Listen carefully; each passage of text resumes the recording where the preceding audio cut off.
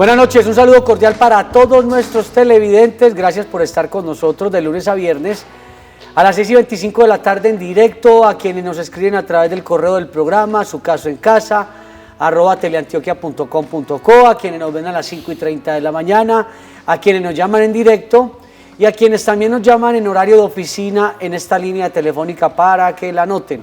444-5314. 444-5314, soy Juan Carlos Hurtado Ochoa, abogado, director y presentador de este espacio de servicio, siempre preocupado por traer distintos temas y poder aclarar muchas dudas. Recientemente mucha gente nos dijo: Juan Carlos, queremos que volvamos a hablar sobre los contratos de arrendamiento del ámbito comercial y del ámbito civil. Y queremos volver a traer este tema porque quedaron muchísimas dudas en el programa que hicimos en el mes de agosto. Y queremos que ustedes puedan preguntar sobre las dificultades que se presentan en el tema de arrendamientos. Y para ello tenemos a un experto en la materia, se trata del doctor Manuel Ballesteros Romero. Él es abogado quien tiene mucho conocimiento sobre esto porque tiene que ver, y alguien nos decía, esto es un contrato comercial pero también un contrato civil, entonces que son distintos los contratos y por eso entonces no es lo mismo el arriendo, las reglas en el tema de un local comercial que en vivienda familiar, por citar un ejemplo. Buenas noches. Buenas noches, Juan Carlos. Saludo a usted, a los televidentes. Efectivamente, Juan Carlos, no es lo mismo. Por ejemplo, y lo hemos mencionado, el contrato de vivienda se prorroga y el contrato de arrendamientos de local comercial se renueva. Y eso tiene pues una serie de implicaciones que generan unas consecuencias completamente diferentes para un ámbito y para otro. Las obligaciones del arrendatario en vivienda son unas, las del arrendatario en local comercial son otras completamente diferentes. Por ejemplo, encargarse de las mejoras locativas, hacer las reformas y adecuar el local para los fines que él pretenda cumplir con su actividad mercantil. Entonces, hace algunos días me cuenta usted que varios televidentes lo llamaron, como que aspectos para rescatar de esas llamadas, cuál era como la mayor inquietud, porque también es bueno saber qué piensa el televidente, cuál es la inquietud frente al tema de los arrendamientos. Sí, efectivamente, saliendo de aquí la otra vez me estaba marcando, porque hay veces que el pequeño comerciante que está muy acostumbrado a ocupar un local comercial de la misma manera como ocupa una vivienda, por ejemplo, y se confunde con eso y cree que el arrendador tiene las mismas obligaciones respecto de él y que los cambios locativos que va a hacer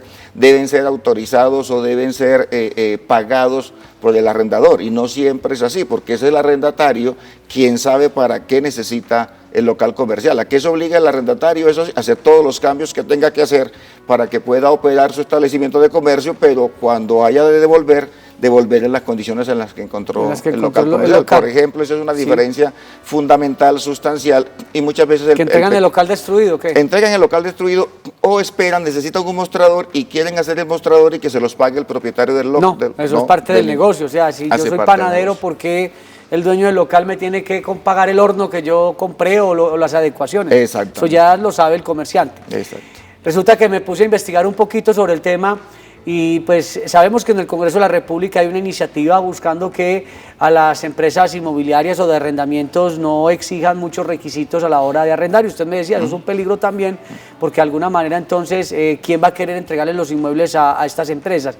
Pero también encontré, averiguando un poco con las empresas inmobiliarias y quienes se dedican al tema de arrendamientos, que los requisitos para el tema del codeudor no son tan rigurosos como antes.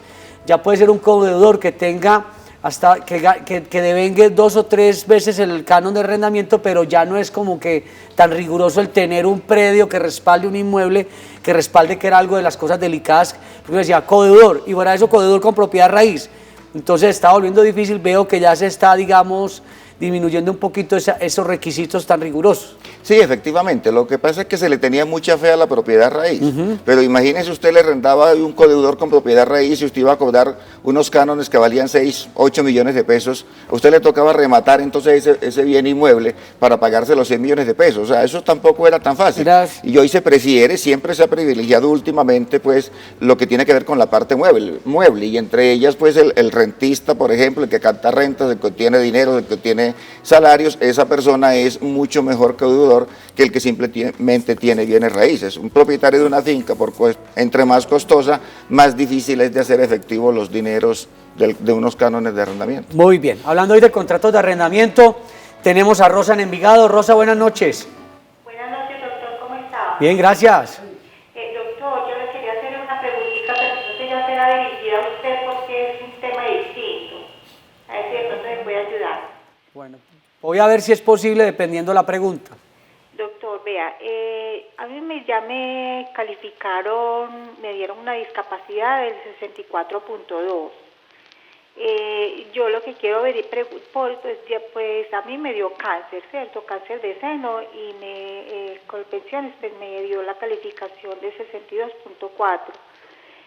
Yo lo que quería preguntar, doctor, si yo puedo de pronto hacer otro tipo de labor o puedo seguir en la misma labor o qué inconvenientes puedo tener si pues por ejemplo yo puedo pues como digitar, hacer como una actividad que yo pueda hacer. Doña Rosa, ¿ya la pensionaron por invalidez? Ya me dieron no me han dado la resolución, pero ya tengo la calificación. Usted sí podrá hacer otras actividades porque una cosa es ser una persona discapacitada y otra muy distinta, persona en situación de discapacidad.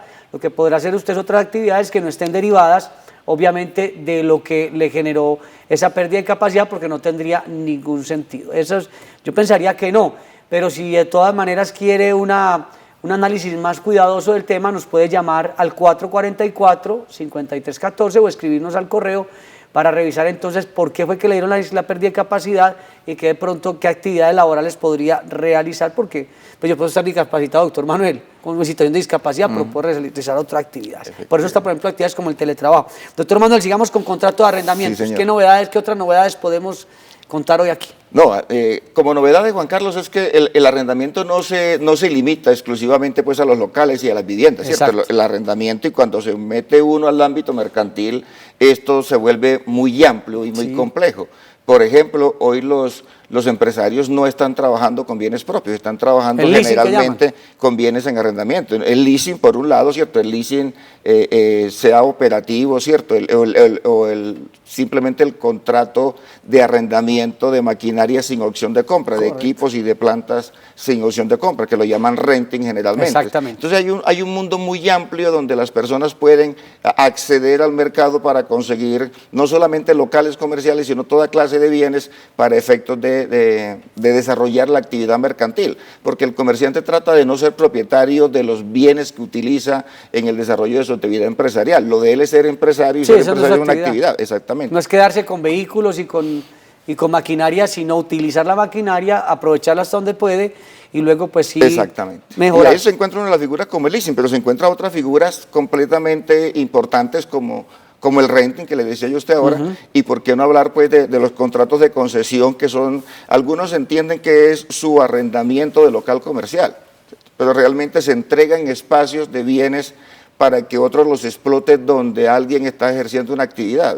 Son concesiones. A nosotros nos hablan de concesiones y generalmente pensamos en la concesión minera, en la concesión de vías, en la concesión del espectro electromagnético, pero hoy las grandes superficies están entregando parte de sus sitios, de sus locales en concesión para que pequeños empresarios desarrollen esa actividad y colocan una fotocopiadora, colocan una venta de celulares, etcétera, etcétera, en una figura que es muy parecida al arrendamiento, pero que se gobierna por unas reglas completamente diferentes. Yo no sé si de pronto ahí podría incluirse, para irnos con televidente, los salones de belleza, pero claro que ahí es distinta la cosa porque es la persona que hace la actividad como que peluqueros, no sé, barberos, y todos dan como una especie, como que les arriendan un pedacito para desarrollar la labor y entonces hay una comisión para el propietario del local. Efectivamente, o sea, y en un parqueadero usted se encuentra exactamente lo mismo. En un parqueadero detrás hay un señor que lava carros y hay cafetería. Claro, y que no trabaja para el parqueadero, está en una especie de concesión con el parqueadero. Don José, buenas noches. Gracias, buenas noches. ¿Cómo le va? Súper bien, ustedes. Bien, acá hablando de arrendamientos que genera mucha inquietud. Un tema muy interesante como todos los demás. Muy amable. Tengo una inquietud porque si acaso es legal que las agencias de arrendamiento cobren por el estudio de la documentación para arrendar una propiedad, y suponiendo que sea así, ¿por qué no apenas ya descarten el primero y siguen recibiendo los demás? Pues no me parece justo que reciban documentación 4 o 5 personas, entonces le dan un poco de dinero ahí atrás y pues no, pero no la arrendemos y con el número de papelería A ver, yo lo que entiendo ahí con lo que pregunta el telente, primero pues yo sí que soy partidario de que ciertos servicios se cobren porque están de todas maneras haciendo un filtro y eso tiene un, pues, un esfuerzo, pero no sé si es que él dice, bueno, si en la primera tanda el que ya hizo una solicitud ya se descartó, ¿para qué van a recibir más documentos y más cosas? Se vuelve inevitable, okay. O sea, lo que él dice, la pregunta y la inquietud que él tiene es legal, ¿cierto? La respuesta es legal, el asunto es que no es lo correcto. Porque efectivamente, una cosa es que usted, Juan Carlos, vaya a arrendar su apartamento y esa no es su profesión, no es su actividad, claro. Y entonces usted paga el estudio por fuera. Experto, claro, entonces usted me dice a mí, Manuel, tienes que traerme tanto dinero para pagar el estudio por fuera. Pero si usted es una empresa de arrendamiento, usted tiene una serie de bienes adecuados para eso. Usted está pagando una serie de servicios, una serie de información. O sea, que no deberían cobrar eso. No deberían cobrar, porque ese es el servicio que están vendiendo. Porque son expertos en eso. Porque son expertos y porque ese justamente es el servicio. O sea, ese es el puente que ellos hacen y por eso ya están cobrando un porcentaje en el canon de arrendamiento. Cobran por punta y punta, claro, por el estudio. Están cobrando por todo. Por todo, más el porcentaje de administración que le cobran al propietario. Lo que pasa es que eso se volvió ya común en todas partes. Uno va a la entidad financiera y no me cobra por depositar el dinero, pero me cobra por expedirme el certificado de que yo tengo la cuenta, tengo los bienes ahí. Entonces fíjese que en todas partes. O el que va a la EPS y que le cobran hasta la empresa me quiere cobrar a mí por el certificado de trabajo que me expide muchas veces. Hay empresas que lo cobran. Entonces fíjese usted que se volvió como una especie de negocio y el señor tiene razón. Todo. El negocio de ellos no es cobrar por eso, el negocio de ellos es ganarse por una mediación en los bienes que entregan en arrendamiento. La verdad quedo contento con lo que usted dice, tiene razón. Hay que cobrar los servicios, pero tampoco hay que abusar. No, tampoco, exactamente. Diana, buenas noches. Buenas noches, Juan Carlos, para felicitarlo por el programa. Muy amable. No lo pierdo, pero es un poco difícil la comunicación. Pero hay varios elementos, mire, tenemos correo electrónico, tenemos línea en horario de oficina, la línea en directo, hay de todo. Cuéntenos, ¿cuál es su pregunta? Mira, es que sobre el tema de arrendamientos, yo llevo, para averiguar sobre los derechos que tiene con los inquilinos, por decir, yo llevo 2 años viviendo en un apartamento. Resulta que el propietario no lo alquiló, pues estamos por medio de una agencia. Y él no nos dijo que lo tenía para la venta. Cuando ya estábamos ocupando el inmueble, él pretendía que nosotros siempre se lo mostráramos a los clientes que él mandaba para verlo. Se lo estuvimos mostrando algunas veces, luego ya pues nos cansamos porque muchas veces no podíamos llegar a tiempo para mostrarlo. Entonces él nos ha pedido el apartamento varias veces, a veces hasta ha venido él mismo y por medio de la agencia, pero no sé si nosotros tenemos que desocuparle a él así nomás o qué derechos tenemos nosotros. Le hace un tema maluco, o sea, yo estoy arrendado, estoy pagando un servicio y por eso tengo que estarle mostrando a todo el que quiera venir a mi casa a invadir mi intimidad para que otro venda, para vender un inmueble en el que yo lo estoy ocupando. Hay 2 cosas, si lo van a vender podría ser una razón para que el propietario pueda pedir el inmueble, pero ¿con cuánto tiempo de antelación? ¿Cuáles serían las...? Esa es una razón, esa es una de las causales para pedir sin indemnizar, pero debe consignar 6 meses de canon de arrendamiento como garantía de que sí esa es la razón por la cual está pidiendo que desocupen el inmueble. O sea, él debe, si el señor quiere vender el inmueble, primero lo deben estar mostrando los que están ahí. Ya es un asunto que se mete con otro derecho que va más allá del derecho civil, ¿cierto? Y justamente cuando uno adquiere, y si es vivienda individual, arrendamiento de vivienda individual donde no está compartiendo con el propietario del inmueble, no tendría por qué estar soportando las visitas. Es un fastidio. Hay un acto pues que es como cortesía, pero hoy que existen pues que todos los inmuebles tienen planos y que existen formas pues diferentes de mostrar fotografías, videos, proyecciones tridimensionales para mostrar apartamentos, no se justifica realmente que estén no solamente invadiendo el espacio, sino invadiendo el tiempo del arrendatario. Entonces, ¿lo podría pedir consignando 6 meses? 6 cánones de arrendamiento. A los... Sí, debe consignarlo como una caución, eso es una caución. Pero sería entonces que a la empresa que... No, la ley establece que las alcaldías municipales deben establecer una oficina y una autoridad competente para que se hagan esos depósitos ante ellos, que son una especie de caución, ¿cierto? Entonces hace el depósito de los 6 meses. Por 6 meses. ¿Y luego qué hace para pedir el inmueble? Y pide el inmueble y les muestra la existencia de ese depósito. Y que hay una promesa de compraventa que hay una promesa de compraventa o que hay una venta. ¿Y deben abandonar el inmueble en cuanto? Y abandonan el inmueble, pues se supone que las personas deben cumplir la ley tal cual lo establece, o sea, deberían desocupar el inmueble en un término prudencial, ¿cierto? 3 Un término meses. prudencial son 3 meses. Entonces, desocupado el inmueble, si el señor no cumple lo que está diciendo, si lo que dijo es mentiras. Descubrieron que no era para venderlo, sino que quería meter a otras personas. Quería meter a otras personas, porque esa es la diferencia también, Juan Carlos, y aprovecho para decirlo, entre el arrendamiento local comercial y el de vivienda, que es que cuando usted vive en mi vivienda y yo la alquilé a usted por allá hace 20 años en 100.000 pesos, hoy usted me está pagando 180.000 pesos, y si yo lo saco a usted y meto a otro, lo puedo meter por 800.000 pesos. Claro. En vivienda. Si es local comercial no tengo ese problema, porque usted me viene pagando 100.000 pesos y yo le digo, Juan Carlos, el arrendamiento aquí no es 100.000, el arrendamiento aquí son 3 millones de pesos.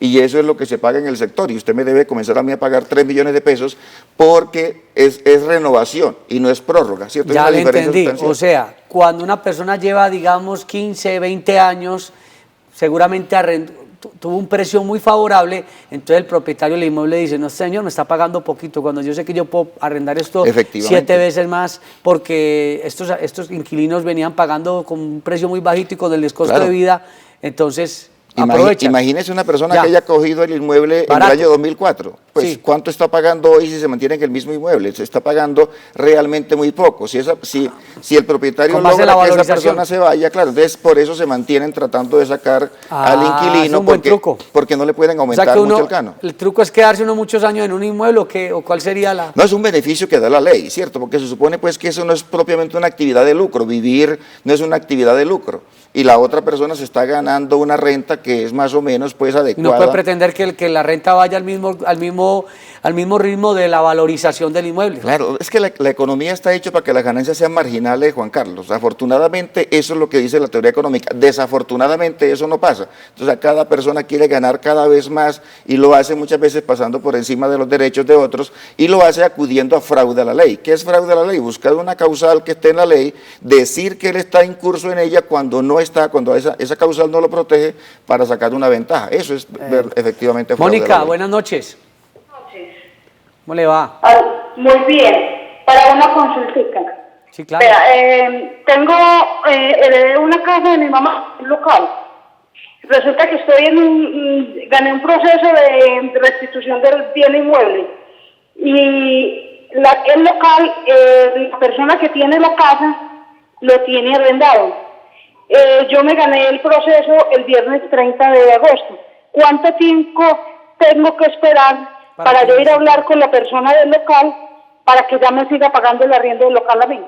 Ya hay cliente. O sea, lo que ella quiere es, venga, que me sigan pagando a mí porque yo ya tengo la restitución del inmueble. ¿Cuánto es el tiempo, doctor? Claro, pues, seguramente pues la televidente tiene una mejor asesoría del abogado que la ganó el proceso, ¿cierto? Sí, porque habla con mucha propiedad. Sí, no, y ella se acaba de ganar el proceso, Claro, porque tiene abogado. luego tiene una mejor... ¿Por qué digo que tiene una mejor asesoría? Porque está con un profesional Conoce del el derecho caso. que conoce completamente el caso. Pero en el momento en que ella se vuelva la titular del bien, tendría, en principio, si no concurren otras causales, y por eso digo que seguramente tiene una mejor asesoría en el abogado que la acompaña, desde ese momento en que ella se vuelve propietaria, tendría derecho a que se le pague el canon a ella, y si no se le paga el canon a ella, tendría las acciones de ley pues para pedir la restitución, etcétera. Yo quiero hacer un hincapié en algo y esto es muy importante para que los televidentes lo tengan presente.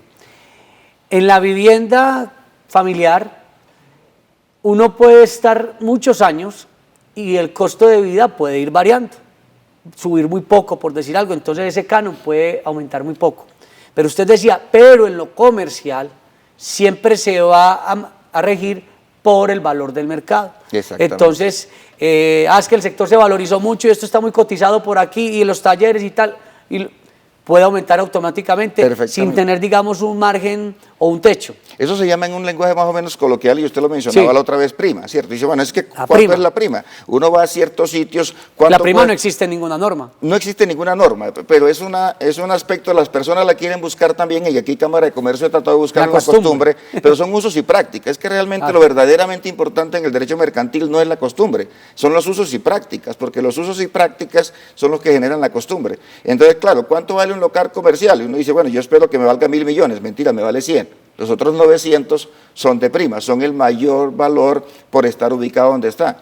Y eso es lo mismo que sucede en el caso del arrendamiento. Entonces usted va a buscar el valor del canon de arrendamiento, pero resulta que hay centros comerciales y usted aquí se encuentra centros comerciales que no los visita nadie y un día va y están completamente llenos. Cambió la administración, mejoró una estrategia y el centro comercial se llenó y están haciendo eventos, un montón de cosas. Entonces esas personas cuando no se llenaba pagaban 600.000 pesos. Y hoy quieren seguir pagando 600.000 pesos, pero están vendiendo 3 o 4, 5 o 10 veces más. Entonces ya les dice un momentico. Claro, porque es que eso le está costando a la administración, hacer eventos, traer un montón de actividades. Hacer una inversión. Claro, son una inversión que cuesta y ese costo Hay que lo paga el propietario, pero el propietario debe recuperarlo. Y también se beneficia. Exactamente. Bueno, vamos a ir a una corta pausa hablando hoy de arrendamiento, ya regresamos.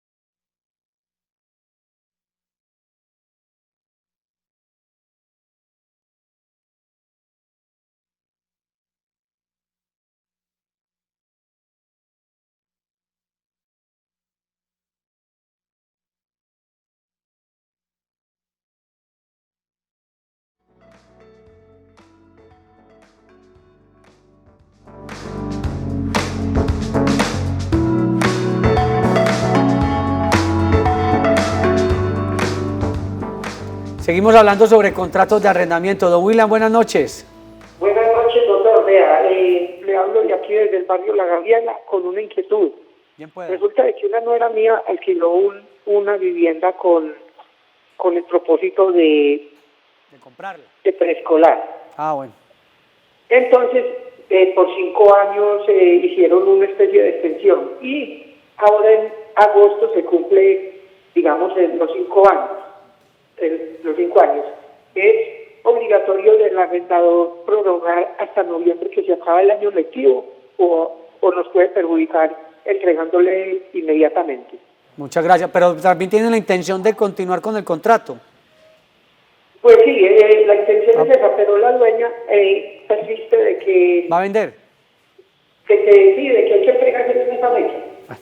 Doctor Manuel, ¿quiere preguntar algo a nuestro televidente o ya la tiene clara? No, pues ahí lo que tenemos claramente es que no es un arrendamiento de vivienda. O sea, el señor se refiere a vivienda, pero hizo un arrendamiento de un local que lo está utilizando para una actividad concreta que es preescolar. de preescolar que menciona. Entonces, ahí las reglas que operan es la regla de la renovación del contrato, ¿cierto? Como tiene más de 2 años, ¿qué dice esta ley? que tiene derecho a renovación cuando tenga más de 2 años. O sea, si antes de los 2 años, si el contrato se hace por 6 meses, por 1 año, no tendría derecho a renovación, pero ya lleva 5 años, ya va a cumplir los 5 años. Entonces, lo que tendría que hacer la propietaria, si quiere, es hacerle el desahucio. Hacer el desahucio es pedirlo con 6 meses de anticipación, o sea, antes de que se cumplan los 5 años, porque el contrato fue por 5 años.